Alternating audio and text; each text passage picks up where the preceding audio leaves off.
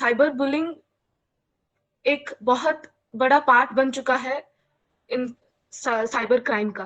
तो now I want to discuss cyber bullying क्या होता है।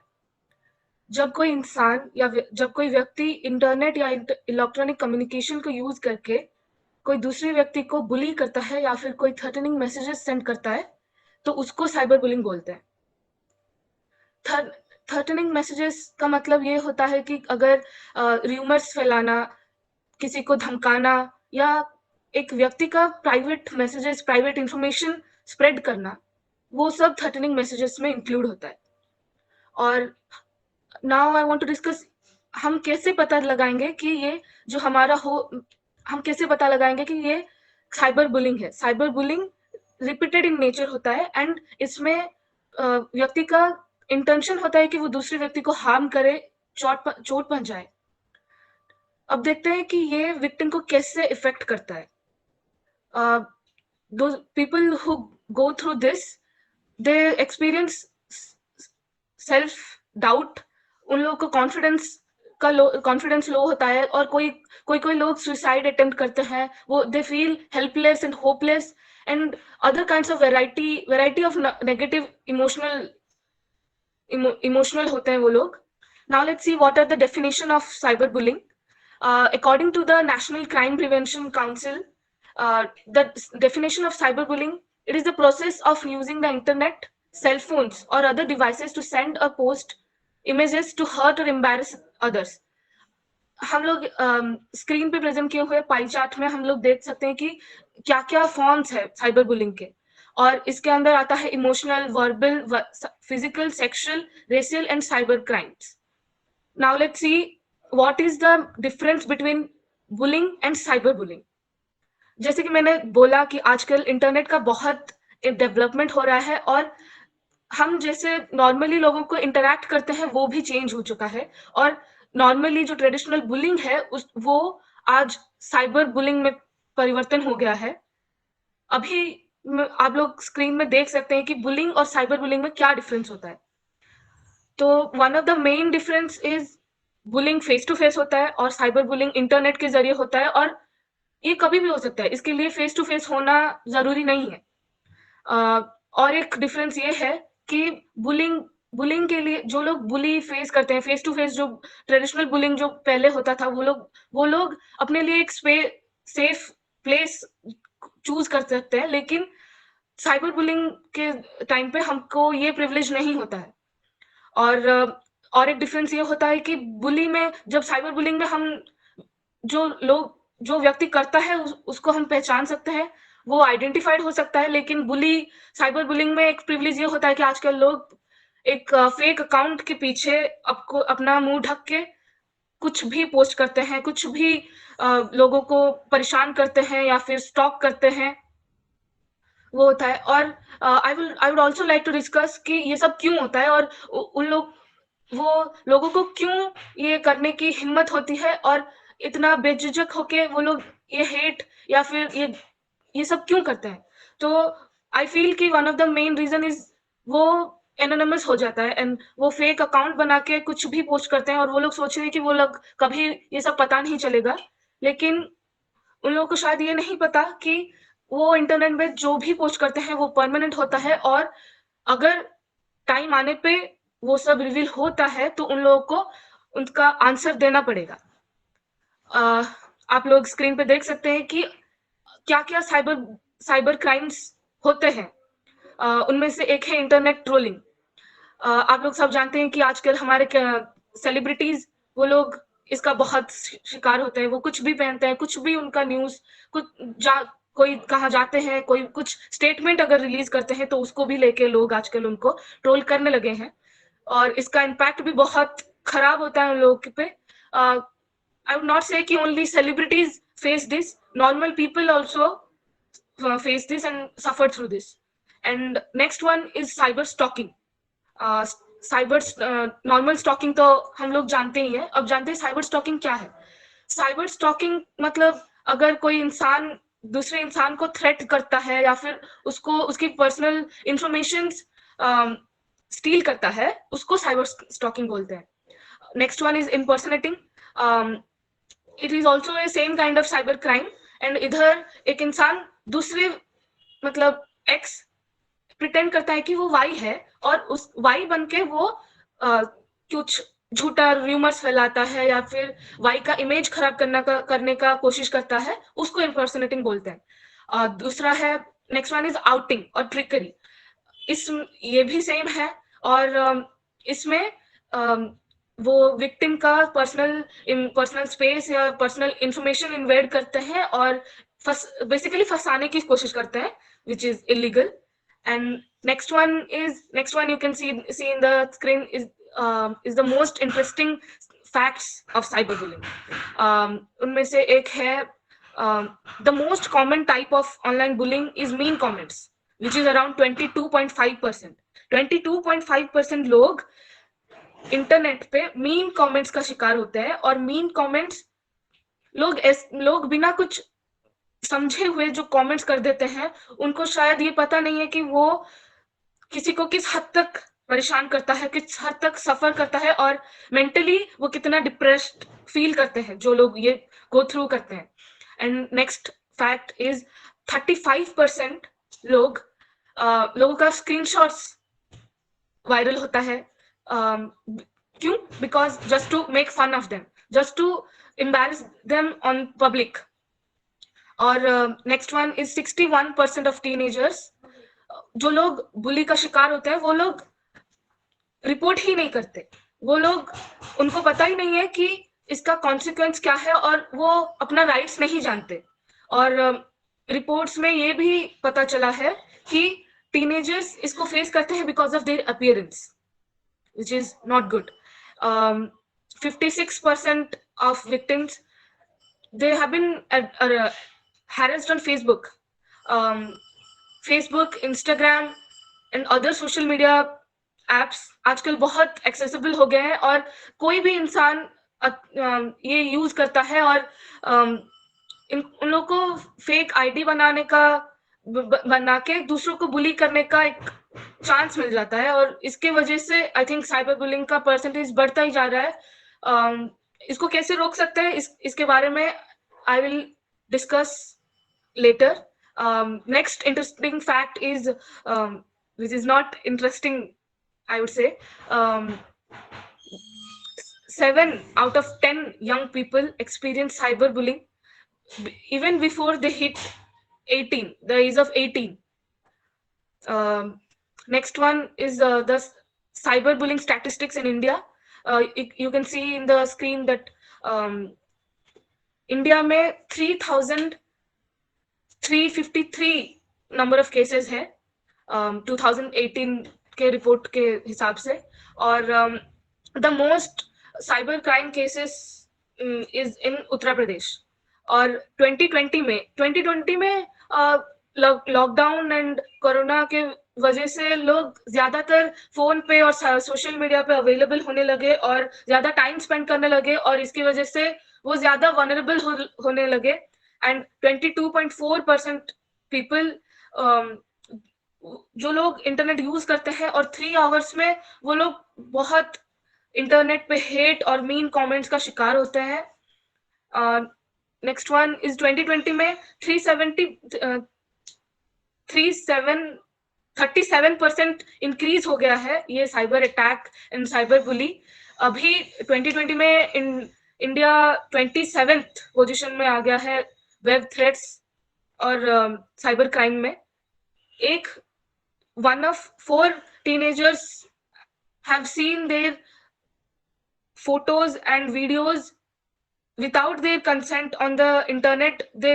वो सब वायरल हो गए हैं और ये सब जानने के बावजूद वो लोग रिपोर्ट या फिर कोई कंप्लेन नहीं करते.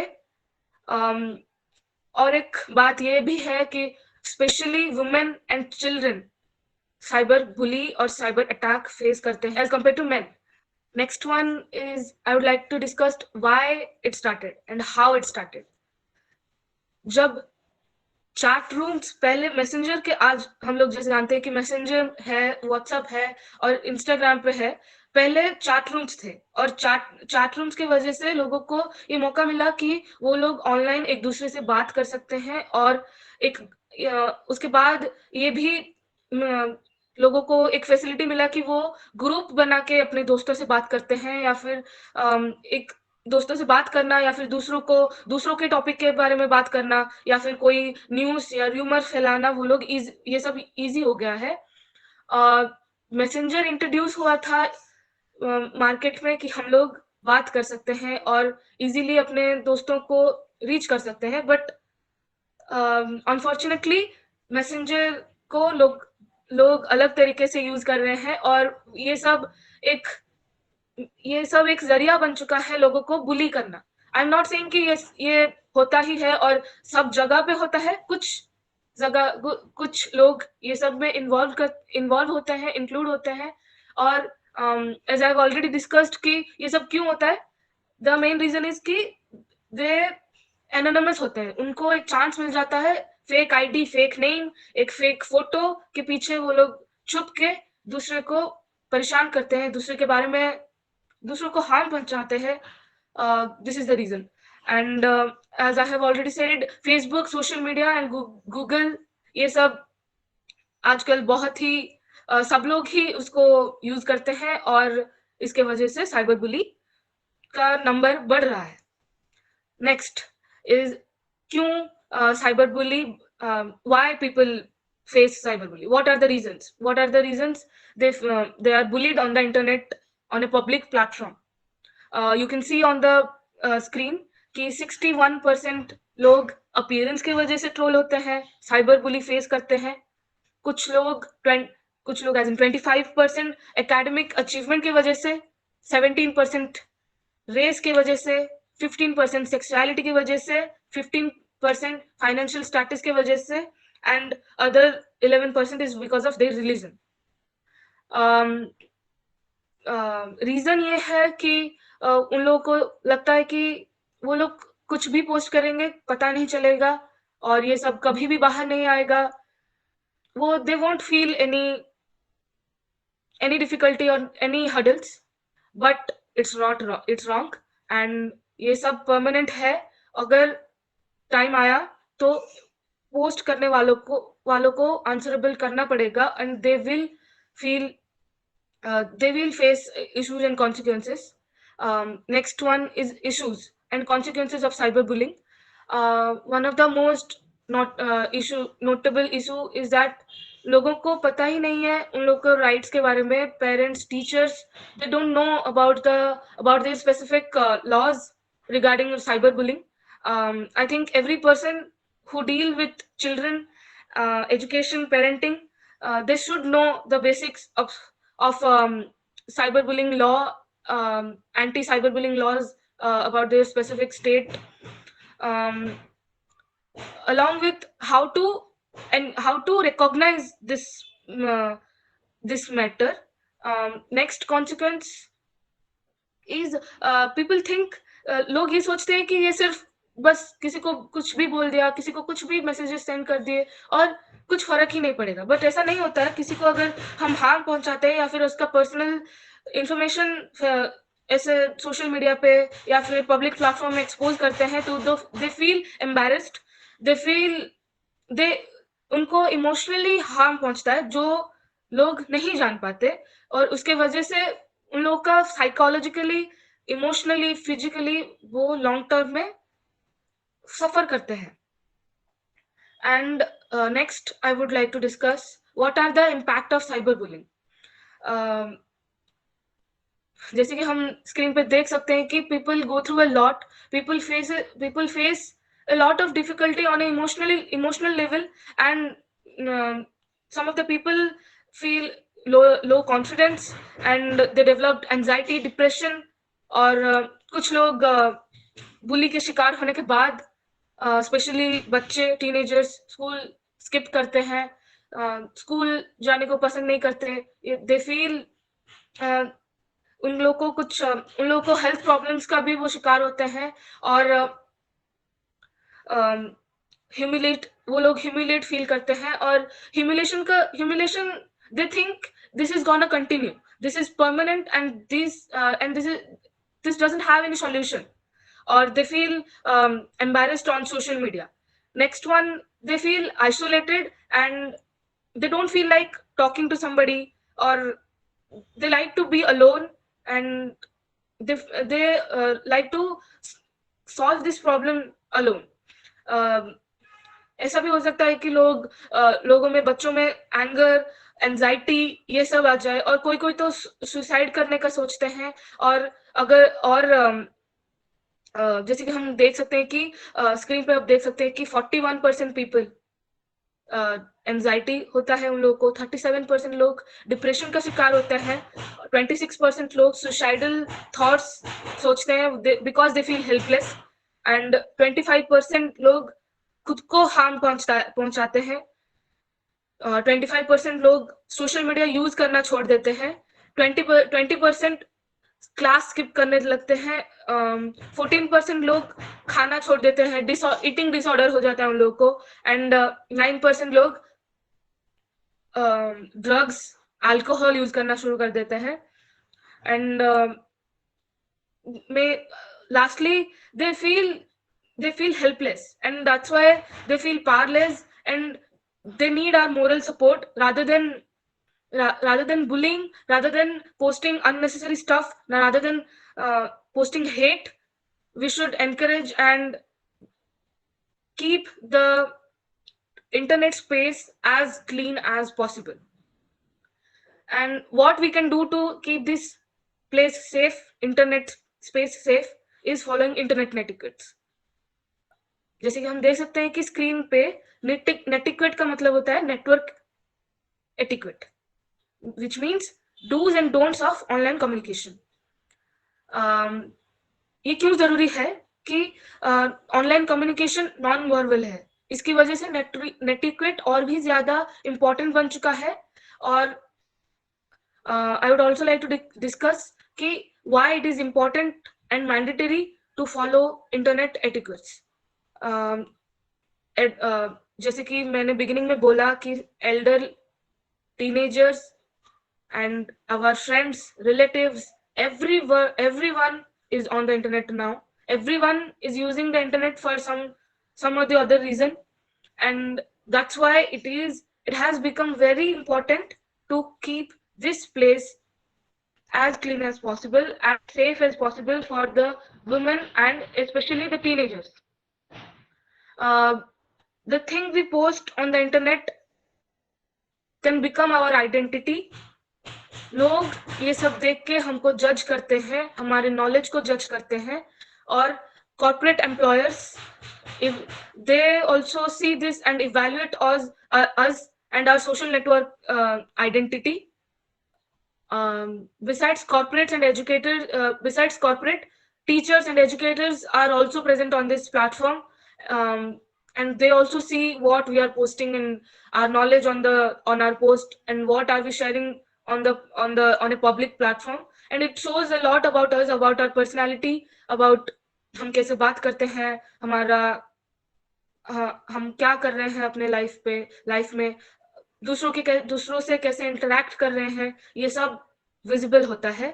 और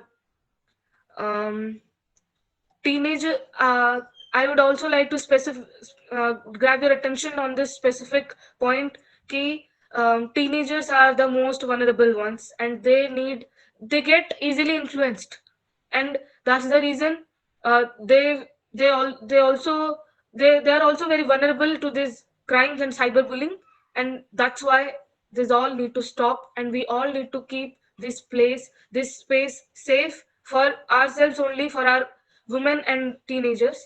And rest of the presentation will be presented by my teammate Sushrita. Over to you, Sushrita.